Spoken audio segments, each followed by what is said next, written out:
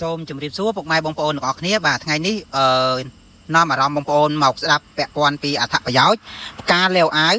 ឬផ្កាទំហូរតំបន់ខ្លះគេហៅផ្កាលាវអាវតំបន់ខ្លះគេហៅផ្កាទំហូរអញ្ចឹងពាក់ព័ន្ធមួយអត្ថប្រយោជន៍របស់ផ្កាលាវអាវនេះគឺជួយបង្កើនថាមពលដល់ស្ត្រីដែលអស់រដូវបាទចំណុចទី2ជួយព្យាបាលជំងឺហឺតចំណុចទី3ជួយព្យាបាលជំងឺក្អកមាន់បាទចំណុចទី4ជួយព្យាបាលឈឺសន្លាក់ចំណុចទី5ជួយទប់ស្កាត់ជំងឺមហារីកចំណុចទី6ជួយបញ្ចុះកម្ដៅបាទចំណុចទី7ជួយព្យាបាលជំងឺថ្លើមចំណុចទី8ជួយព្យាបាលជំងឺបោសបងប្អូនដែលកើតបោសអាចប្រើប្រាស់ជាមួយនឹងការលាវអាវបានចំណុចទី9ជួយបញ្ចុះទឹកនោមចំណុចទី10ជួយសម្រួលអារម្មណ៍ធ្វើឲ្យគេងលក់ស្រួលនិងចំណុចទី11ជួយប្រឆាំងនឹងរលាកផ្សេងជាដើមបាទបងប្អូនមួយចំនួនគិតថាផ្កានេះគ្រាន់តែដាំឲ្យលម្អនៅមុខផ្ទះអញ្ចឹងណាតែយើងអត់ដឹងថាពាក់ព័ន្ធពីផ្កាលាវអាវនេះគឺមានអត្ថប្រយោជន៍ច្រើនមែនទែនចំពោះសុខភាពយើងបាទហើយផ្កាលាវអាវនេះផងដែរបងប្អូនគឺស្រួលដាំមែនទែនវាធន់នឹងពន្លឺថ្ងៃ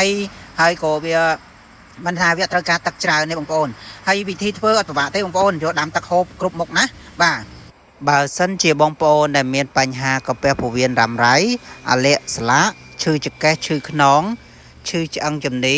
សម្រស់កាន់តែធ្លាក់បាយមិនបានសម្រាលមិនលក់បងប្អូនអាចសាកល្បងជាវទឹកញ័រខាងខ្ញុំទៅប្រើប្រាស់បាន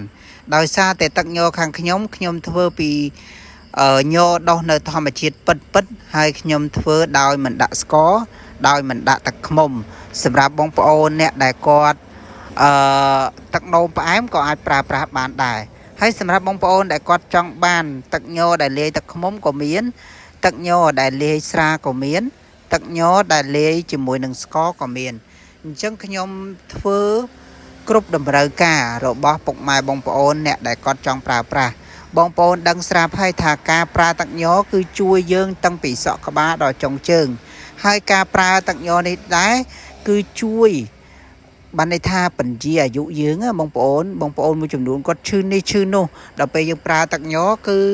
វាជួយឲ្យយើងអាយុវែងផងដែរបាទអញ្ចឹងពុកម៉ែបងប្អូនទាំងអស់គ្នាបាទ